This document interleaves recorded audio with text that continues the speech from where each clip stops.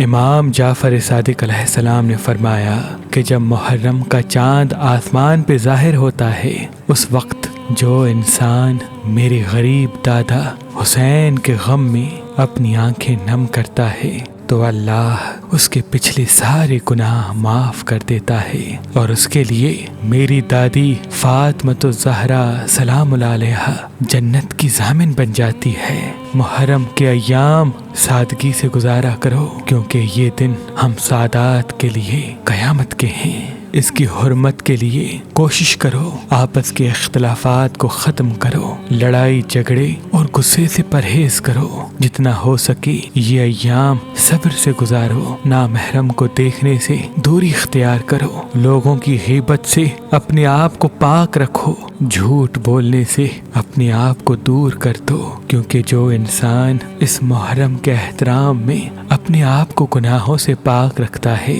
تو اللہ اس کی زندگی میں خوشحالی اور برکت لکھ دیتا ہے اور اس کو جنت میں وہ مقام دے گا جس پہ دوسرے فخر کرتے رہیں گے۔